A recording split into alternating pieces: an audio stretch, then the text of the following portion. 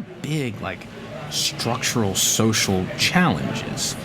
And again, I give credit to those who are upholding the umbrella. And I don't want to suggest that they like kept me in ignorance, but they introduced these things gradually and at a time where I was able to like process them. But I mean, frankly, does an 8-year-old need to understand the history of food deserts? Probably not. Just let him play with his Legos, right? Sure. So at a micro level, yes, I'll double down on this sort of happy illusion, but for those who were even upholding my umbrella, they certainly didn't get to enjoy a happy illusion. They knew full well a lot of the things that we have discussed, these kind of big macro issues, and of course we all have our own sort of smaller personal issues that we have to deal with. And so if there is a marriage between the two, or if there is a resolution of the tension, it probably is that. It's just, and again, I think as we talk, I'm becoming more convinced that the only time not the only time, but the time that most of us most greatly feel free is in childhood. And there is some ignorance there. There is some sort of blissful ignorance there. So are you saying that there is a relationship between freedom and ignorance?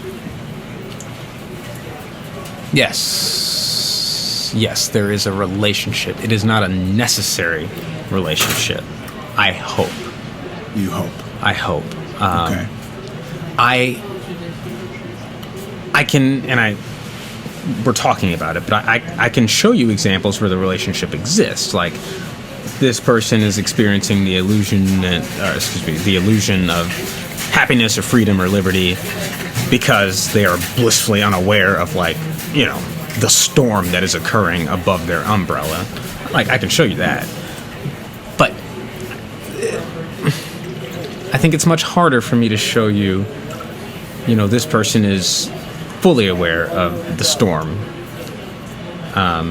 There is no umbrella above them, and yet they are experiencing freedom. Before we tackle this spiritual aspect of it that we pointed to in the beginning, I said we could go to one of two ways, and we would put a pin. I'm curious about the concept of liberty, freedom, this ignorance aspect, and a term that came through, swept the United States by storm circa 2015 right on through 2020, and it is the word entitlement. And I'm curious about the relationship of entitlement and ignorance and freedom. What I'm wondering is, for those who have the benefit or are entitled to not think about something, either by age and circumstance, maybe by race, maybe by gender, or some kind of other social disposition, is that freedom? Is entitlement freedom? I'll make this one more layer thicker. You changed rich to capitalist, freedom to liberty. So what I'm wondering is then, does that transition work from freedom to liberty in terms of entitlement? So then is that what it means to be liberated, to have liberty? What is the relationship of entitlement with what you've said so far? I don't like the word entitlement in this context. Okay. Because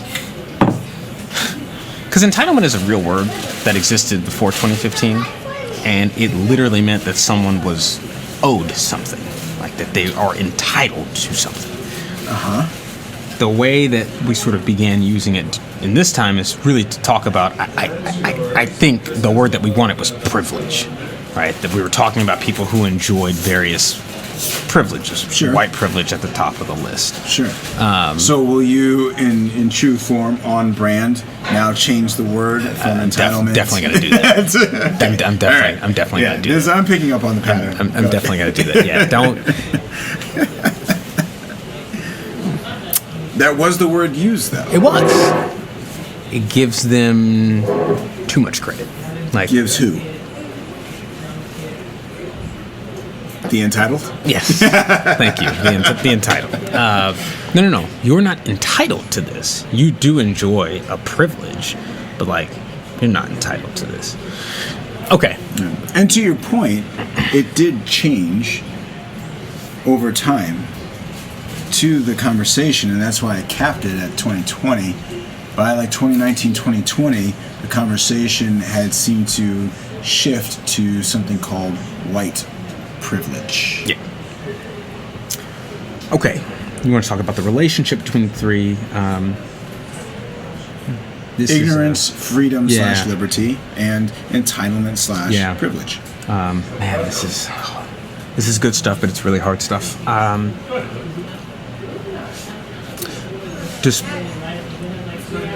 Okay. Your privilege most certainly can, and in many instances does, allow you to enjoy a blissful ignorance. We brought up the phrase white privilege. I'll start there. And why isn't there a black privilege? Why isn't there a Korean privilege? Well, because in this context, we're talking about sort of the racial pecking order. Doesn't it sound like racial targeting to target the whites in their privilege? No, because they're the only race that enjoys privilege in this country. Whites are the only race that enjoy privilege. 100%. 100%. Because again, we're talking about structural problems here, right? Okay. Structurally, this country was built to privilege white people above all else. Now, was it white people or those who were coming over from a white land who were seeking to farm and make a better life for their families and just happened to be a paler complexion? Sure. I think the end result's the same, though. Well, because if it's focused on the intention to take care of family and farm, then any complexion can do that. But they couldn't. That's the thing. But they couldn't. And at the time of American chattel slavery, you also had a very large population that was indentured servants. Yes. A lot of these were. And they could work off their debt. That's exactly right. A lot of these were various flavors of white people. Yes. Irish was a very large sort of the population. less desirable, and that's in quotes, less desirable white people, but white people nonetheless. I love the Irish. I don't know about this person. But even there, you see, there's what is the system saying? I'll tell you exactly what it's saying. Your situation sucks. You're an indentured servant, but at least you're not black. There were black indentured servants? There were. At a much smaller proportion. Okay. So anyway, white privilege. Your privilege can allow you to enjoy a blissful ignorance. Yeah. As a white person, you will never, ever have to experience the heart palpitations that many black Americans experience when they see the blue lights go off behind them while they're driving. Okay. Now, for my white listeners, you might say, well, I get nervous too. I'm sure you do, and I don't deny that. But I can assure you, and by the way, you can't push back because you've never been black. Right. I can assure you, it is not what we feel. As a white person, broadly speaking, you will never be denied for a job and wonder if it's because you were white. And if you do, I'm not interested in talking to you. Well, I mean, I would say to this day, like currently, there is the conversation of equal opportunity and in ensuring that the right person is in the position, and that it's categorically racist to encourage or enable lesser qualified people of different colors, Sure. just to be able to say that there was a fair chance. Sure. Because it lessens the quality of the production of whatever. In fact, in the news, there was a helicopter and a plane that collided. A Black Hawk and American airline commercial airplane, which was just gutting news. It was gutting. And we lost lives. And one life is too much. Yes. But we lost a lot of lives. Now, one of the commentaries from politicians was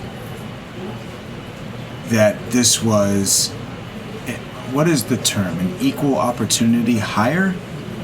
Yeah, I think diversity hire is Diversity hire. Yeah. Diversity hire. And that these initiatives are contributing to racism and racial targeting, and that is to the detriment of society. The politicians that are offering this so far that I've seen, which is subjective and it is personal and it's just my own eyes, so I could be wrong. And I am very open to being wrong. But so far, homogeneously white, making claims that diversity hire and equal opportunity is wrong. So what I'm wondering is, are whites being victimized in this system? No, they are not. Nor have they ever been. This is, you have, and credit to you, you've done a really nice job capturing basically every piece of propaganda that has come from the, I don't want to be accurate here. So there is a class of white folks who feel that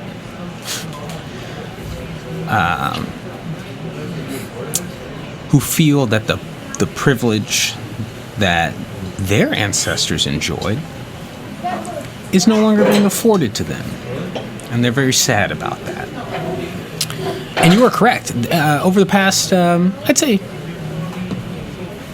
30 years, 20 years in earnest, there has been like real efforts in this country to sort of level the playing field, right? To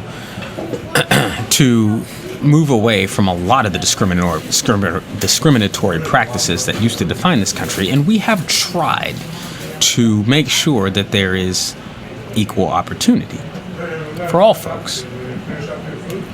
White folks, some white folks, feel that this is a zero-sum thing, and for every point that the blacks win, the Asians win, the Latinos win, that's a point that I'm losing. And this is the backlash that you're seeing. A lot of white tears recently. And so I stand on what I opened this part of the conversation with. As a white person, you will never walk away from an interview wondering if you didn't get the job because you were white. And if you do, you're crying the very white tears that I'm talking about. You're also revealing a very arrogant part about yourself.